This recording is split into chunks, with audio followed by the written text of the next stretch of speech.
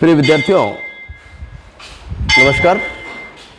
आप देख रहे हैं लक्ष्यकार सर हिंदी वाले यूट्यूब हिंदी शिक्षण चैनल और मैं हूं श्रवण कुमार लक्ष्यकार। आइए आज अपन देखते हैं कक्षा 12 हिंदी साहित्य और कक्षा 12 हिंदी साहित्य पाठ्यपुस्तक अंतरा और अंतरा से काव्य खंड के में अपन महत्वपूर्ण पाठ देखते हैं तुलसीदास के बारे में। गोस्वामी तुलसीदास, जिनके बारे में आप सभी जानते हैं, भक्ति काल के महान संत, और तुलसीदास को हिंदी साहित्य आकाश में चंद्रमा के समान देदीप्यमान माना गया है। कहा गया है कि सूर सूर तुलसी शशि उद्गन केशवदास, यानी सूरदास तो सूर्य के समान है और तुलसीदास जी चंद्रमा के समान है। यानी तुलसीदास जी का नाम हिंदी साहित्य में बहुत ही सम्मान से लिया जाता है। बहुत ही अच्छे साहित्यकार, बहुत ही उम्दा साहित्यकार, और इनकी एक कृति रामचरितमानस जो हिंदू धर्म की प्रमुख धार्मिक ग्रंथ है, हिंदू धर्म का प्रमुख धार्मिक ग्रंथ है और घर घर में इसका पठन होता है, इसका पाठ होता है। आप लोगों ने देखा होगा हर घर में अपन सुंदरकांड का पाठ करते हैं, हम देखा होगा ना। तो सुंदरकांड जो है ये रामचरितमानस का ही एक पार्ट है। तो इसकी रचना किसने की थी? गोस्वामी तुलसीदास जी ने की थी। तो इससे पूर्व कि अपन आगे चले तो आप तुलसीदास जी का जो जीवन परिचय है, तुलसीदास जी का जो साहित्यिक परिचय है, इनका बाल्यकाल, इनकी जवानी, इनकी साहित्यिक रचनाएं, इनकी रचनाओं की विशेषताएं, रचनाओं के नाम, ये सारा एक अलग से वीडियो बना हुआ है हमारा लक्ष्यकार सर हिंदी वाले यूट्यूब पर। जाकर आप उस वीडियो को आप ज़रूर देखें और यहीं पर डिस्क्रिप्शन में उस वीडियो का लिंक दिया जा रहा है, तो आप उसको आप ज़रूर देख लें। तो तुलसीदास जी का जीवन परिचय आपको वहाँ से हो जाएगा। आइए अपन सीधे ही यहाँ पर कक्षा 12 के अंदर जो पद्य आया हुआ है उसके बारे में अपन बात करें।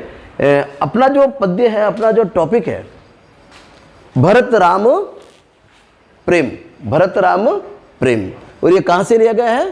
रामचरितमानस से। और रामचरितमानस के अलग अलग खंड हैं, अलग अलग भाग हैं। उसके अंदर अयोध्या खंड, अयोध्या कांड से इसको लिया गया है। जैसा कि आप सभी जानते हैं, अपन इसकी थोड़ी पृष्ठभूमि देखते हैं कि वास्तव में ये काव्य कहता क्या है।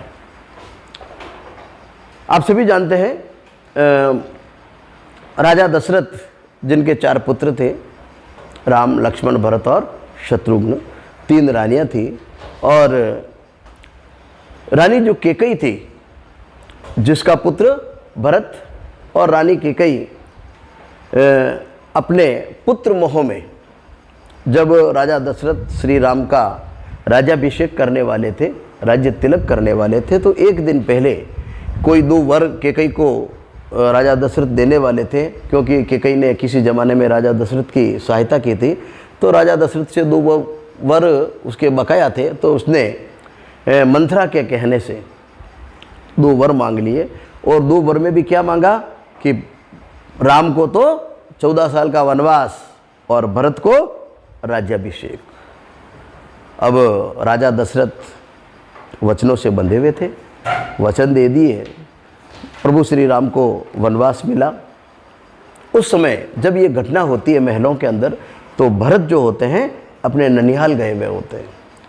इधर भरत ननिहाल चले जाते हैं, पीछे प्रभु श्री राम, उनकी भार्या माता सीता और छोटा भाई लक्ष्मण, ये तीनों ही वन गमन करते हैं, वन के अंदर निकल जाते हैं। मुनि वशिष्ठ साथ होते हैं, उनको रास्ता बताते हैं, उनका मार्ग प्रशस्त करते हैं।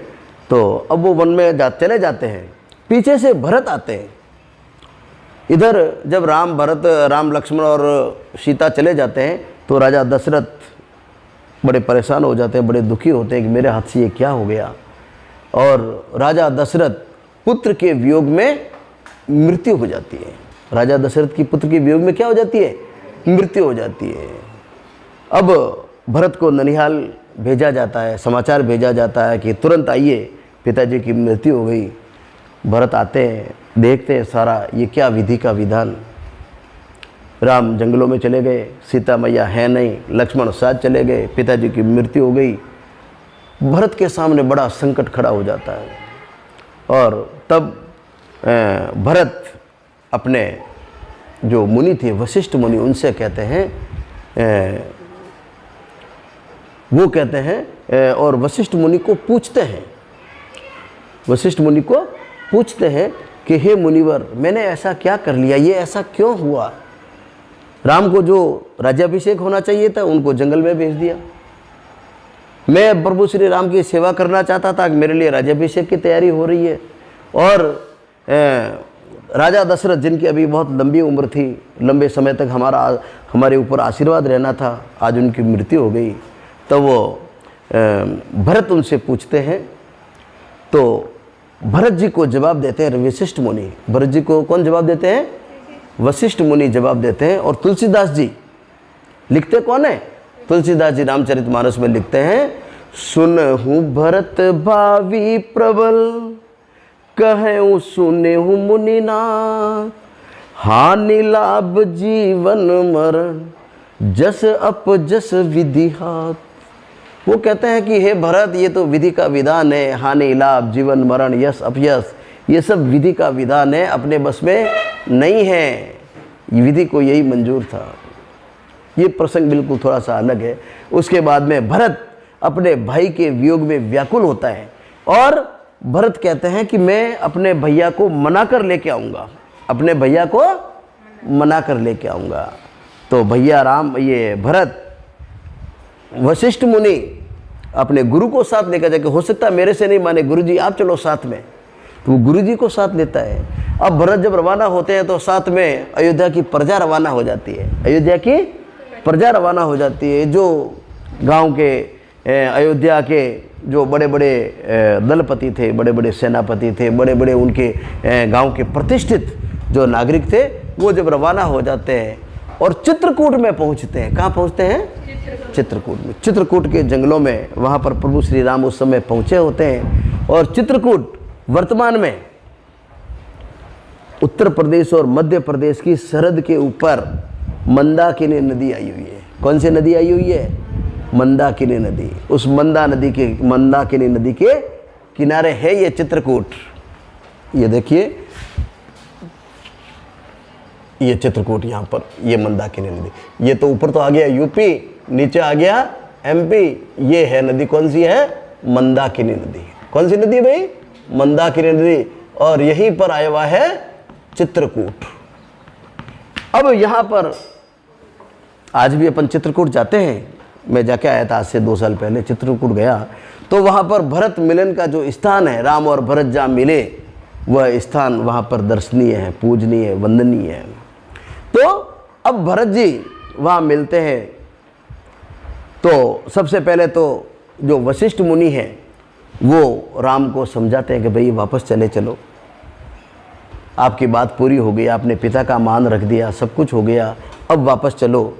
और यदि आपको सन्यासी धारण ही करना, 14 साल रहना है, तो आप अयोध्या के बाहर किसी कुटिया में रह जाओ, आप इस प्रकार वन मत भटको। प्रभु श्री राम मानते नहीं है।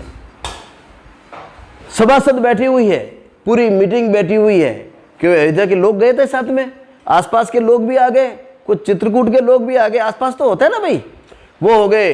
इधर प्रभु श्री राम बैठे हैं, मैया सीता बैठी है, लक्ष्मण बैठे हैं, सामने भरत बैठा है। सामने कौन बैठे हैं? भरत बैठे हैं। एक तरफ अयोध्या के वासी बैठे हैं, मुनि वशिष्ठ बैठे हैं। भरत जी लगातार भाई के प्रेम में, भरत जी के आंखों में आंसू आ रहे हैं। क्या आ रहे हैं?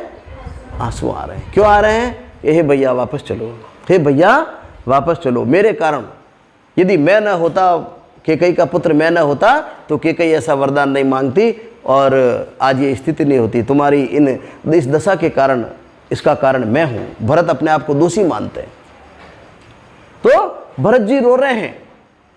राजा दशरथ, ये प्रभु श्री राम, मैया सीता और लक्ष्मण सामने बैठे हैं। मुनि वशिष्ठ उनको समझाते हैं, और मुनि वशिष्ठ सबको समझाते हैं। राम को भी समझा दिया, भरत को भी समझा दिया कि हे भरत, तुम अपने आप को दोषी मत मानो, तुम अपने आप को दोषी मत मानो, ये तुम्हारा कोई दोष नहीं है, ये तो विधि का विधान है।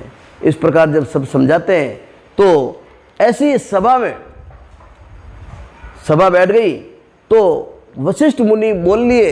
अब वशिष्ठ मुनि बोलने के बाद अब वो भरत जी को पूछते हैं, सभी बैठे हैं, भरत को पूछते हैं कि हाँ भरत जी, अब आप बोलो, आप कैसे पधारे, आप क्या चाहते हैं, क्या कहना चाहते हैं।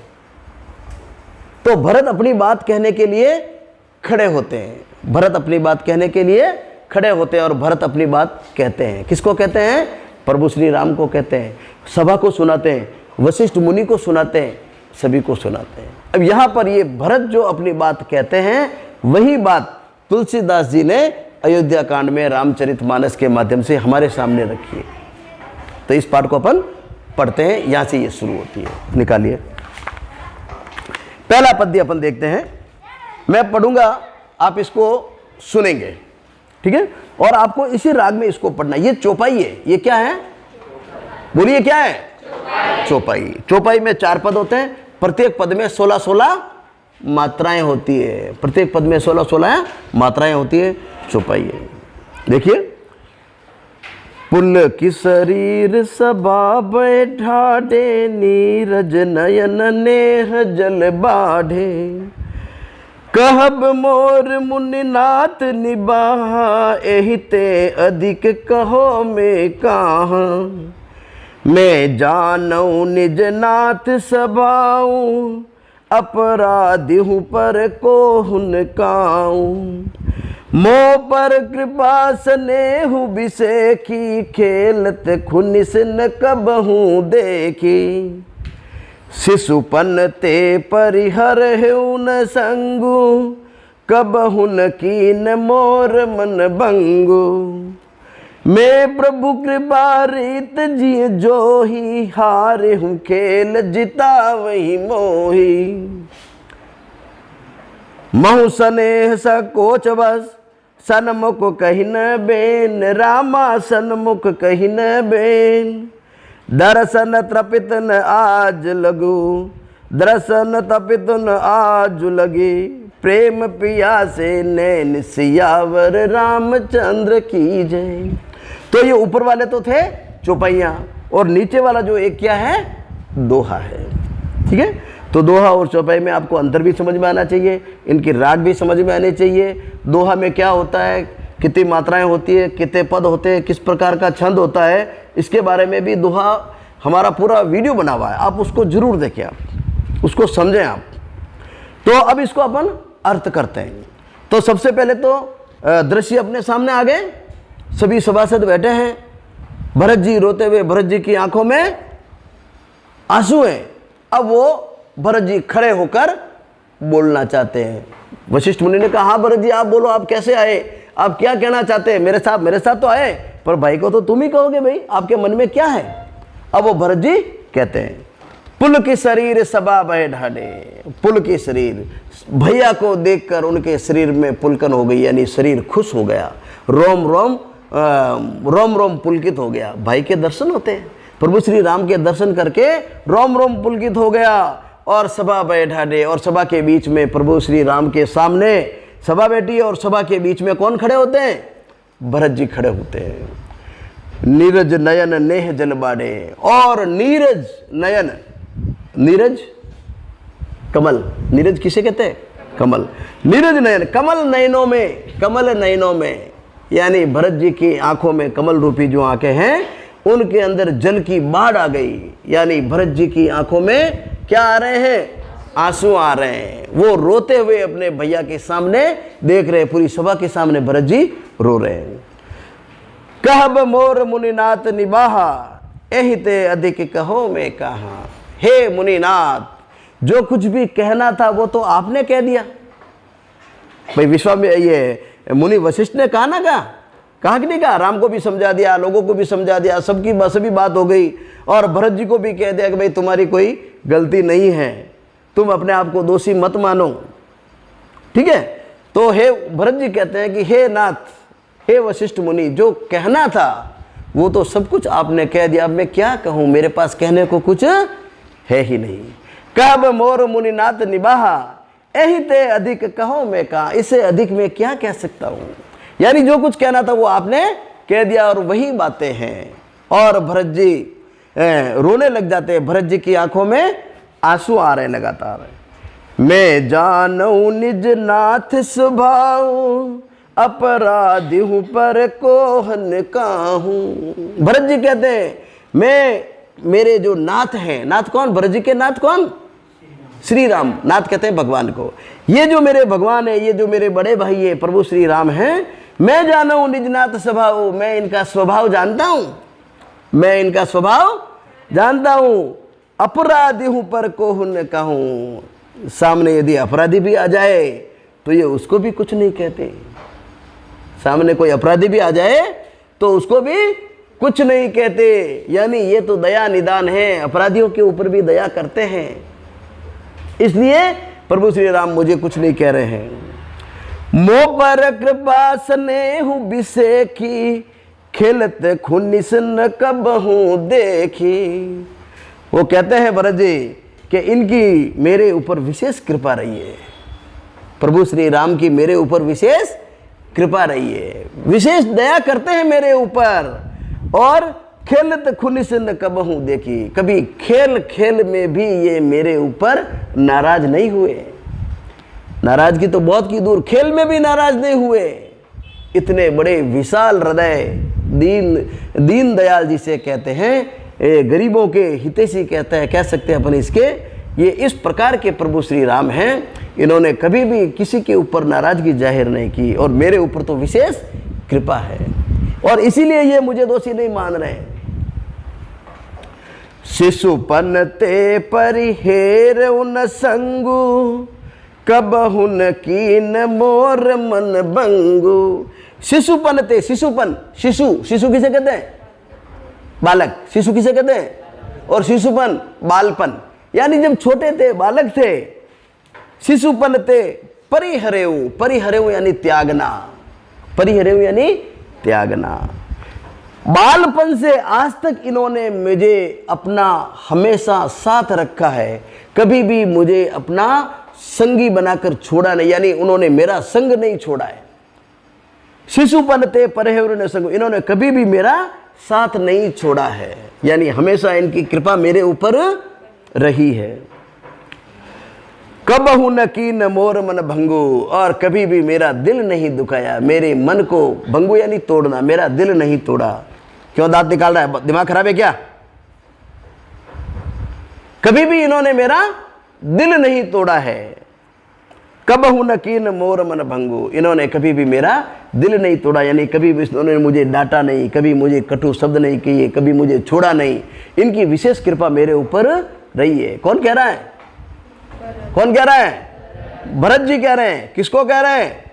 सभा को कह रहे हैं। वशिष्ठ, ये वशिष्ठ मुनि बैठे हैं, उनको कह रहे हैं, मैं प्रभु कृपा रीति जिय जोही, हारेऊ खेल जिता वही मोही। मैं प्रभु कृपा रीति जिय जोई, और इन प्रभु की कृपा की रीत मैं बताऊं। वो कह रहे हैं इन प्रभु की कृपा मेरे ऊपर कैसी रही, इनकी किस प्रकार ये कृपा करते थे। मैं प्रभु कृपा रीत जिय जोई, इस प्रकार होती थी, हारेऊ खेल जिता वही मोही। कभी मैं हार भी जाता था तो भी ये कहते थे नहीं भरत जीत गया, भरत जीत गया, भरत जीत गया। मैं हार भी जाता था खेल खेल में तो भी ये मुझे जिताते थे, यानी खेल में भी ये खुद नहीं जीतते थे, मुझे जिताते थे। ये होता है बड़े भाइयों का प्रेम। तो कितना गहरी बात कह दी उन्होंने कि ये इस प्रकार के मेरे भाई हैं जिन्होंने हमेशा खेल में भी मुझे जिताया है। इस प्रकार भरत जी रोते हुए अपनी बात कहते हैं। महु स्नेह संकोच बस, सनमुख कही न बेन, दर्शन तृपित न आज लगे, प्रेम पिया से नैन सियावर रामचंद्र की जय। ये दुआ है। महु स्नेह संकोच बस, और मेरी आंखें प्रेम रूपी जो मेरी आंखें हैं, इनकी प्रेम की बस में होकर इनके दर्शन की, यानी मेरी आंखें प्रभु श्री राम के दर्शन की प्यासी हैं। महु स्नेह संकोच बस, सन्मुख कही न बेन। आज तक इनके सामने मैंने कोई बात नहीं की, प्रेमवश संकोचवश। मैं इनसे इतना प्रेम करता हूं कि इन्होंने कभी भी मेरे से कोई बात सन्मुख नहीं की। दर्शन तृपित ने आज लगी, प्रेम प्यासे नैन। और आज मेरी जो प्रेम की प्यासी जो मेरी आंखें हैं, आज उनके दर्शन करके कुछ कहना चाहती है।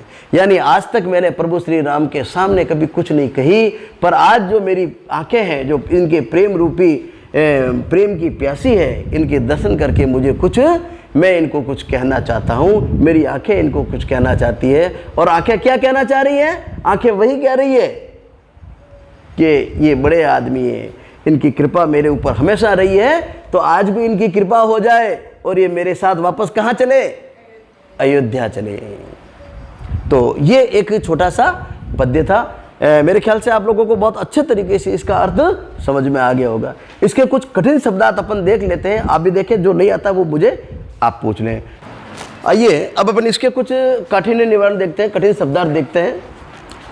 ठाडे, खड़े होना, खड़े होकर। नीरज, नीर में जन्मने वाला, नीर में जन्मने वाला, कमल। मुनिनाथ, मुनि कौन? भगवान श्री राम के मुनि कौन? उनके गुरु कौन थे? वशिष्ठ मुनि। ये इनके लिए शब्द आया। कोहो, गुस्सा। परिहरेऊ, त्याग। हारेऊ, हारा हुआ। सने, सने, ये पूरा लिखा हुआ है इसके अंदर। ये क्योंकि जब लिखते हैं ना तो मात्राओं की गिनती होती है, इसलिए वो चौपाई के अंदर इस प्रकार लिखा हुआ। इसका मतलब होता है स्नेह यानी प्रेम। अब इसकी कुछ काव्यगत विशेषताएं अपन देखते हैं, और काव्यगत विशेषताएं लिखने का तरीका वही है जो अपन रोज देखते हैं। ठीक है, इसी प्रकार आपको काव्यगत विशेषताएं लिखनी है। सबसे पहला, ये छंद कैसा है? चौपाई व दोहा है। क्लियर? ये संगीतात्मक, गेयिता, संगीतात्मक छंद है। गेयिता, गाया नहीं गाया इसको, तो जिसको गाया जाता है वो गेयिता होती है उसके अंदर, और संगीतात्मकता कह सकते हैं। तो अब बिना बताए आपको ये देखो 2 नंबर का आगे है ना। भाषा, अवधि। अब देखो भाषा के बारे में आप विशेष ध्यान रखें कि जब तुलसीदास जी की कोई बात आती है या प्रभु श्री राम की बात आती है, राम कहाँ के रहने वाले थे? अयोध्या के। तो अयोध्या के आसपास की भाषा कौन सी है? अवधी। तो राम क्या कोई भी आ जाए, भाषा अवधी। कृष्ण कहाँ के रहने वाले थे? कृष्ण कहाँ के रहने वाले थे? मथुरा, वृंदावन, गोकुल। इस क्षेत्र को क्या कहते हैं? ब्रज कहते हैं। तो यहाँ की भाषा कैसी? तो कृष्ण भगवान से संबंधित कोई पद आ जाए, सूरदास का, रसखान का, ब्रज भाषा। ठीक है, भाषा अवधि। काव्य गुण, माधुर्य गुण, पढ़ते ही मस्ती आती है, आनंद आता है। करुण रस की प्रधानता है, करुणा आती है, क्योंकि देखो भाइयों के बीच में प्रेम, बिछड़े हुए भाई एक दूसरे को मरता है, रोता है, तो वहाँ करुणा उत्पन्न होती है। क्या उत्पन्न हो रही है? करुणा उत्पन्न हो रही है। रामचरितमानस के अयोध्या कांड से लिया गया है। रामचरितमानस अयोध्या कांड से लिया गया है। तुलसीदास जी ने राम व भरत प्रेम को दर्शाया है। ठीक है, और इसके सबसे बड़ी चीज है अलंकार। अब अलंकार देखो, आपको मैंने बताया था अनुप्रास अलंकार आप पढ़ें। अनुप्रास का मतलब होता है कि जब एक ही वर्ण से बार बार अलग अलग शब्द निकलते हैं लगातार, तो अनुप्रास होता है। देखिए आप किताब के अंदर देखिए कहाँ कहाँ है अनुप्रास, इसको वापस पढ़िए। पहली लाइन में अनुप्रास है कि नहीं है? कहाँ है? जोर से बोलिए। नीरज नयन नेह, नीरज नयन नेह 3 बार आ गया वृत्यानुप्रास। इससे पहले देखो एक बार आया हुआ है शरीर सभा, छेकानुप्रास। अगली लाइन में मोर मुनिनाथ, और आगे अगली लाइन में निज नाथ, और आगे खेलत खुनिश। ठीक है, और आगे मोर मन, और आगे जिए जोही, और आगे स्नेह सकोच, दर्शन तृपित, सुनो सकोच तक। ठीक है भाई, प्रेम पियासे। तो समझ में आ गई? इन सबको आप लिखेंगे यहां पर, और आगे बताएंगे कि यहां पर ये अनुप्रास अलंकार है। एकदम क्लियर? सबको समझ में आ गया? तो ये वीडियो लंबा बन जाएगा, इसलिए अपन क्या है कि एक एक पद को लेकर धीरे धीरे छोटे छोटे वीडियो बनाते हैं, ताकि आपको जल्दी से और बहुत अच्छे तरीके से आप इनको कर सकते हैं। आप सभी का बहुत बहुत धन्यवाद। देखते रहिए और चलते रहिए हमारे साथ। और जिन विद्यार्थियों ने अब तक इस वीडियो को सब्सक्राइब नहीं किया है, चैनल को सब्सक्राइब नहीं किया, उस चैनल को जरूर सब्सक्राइब करें, ताकि आने वाले वीडियो आपको स्वतः ही सबसे पहले मिल जाए। आप सभी का बहुत बहुत धन्यवाद। जय हिंद।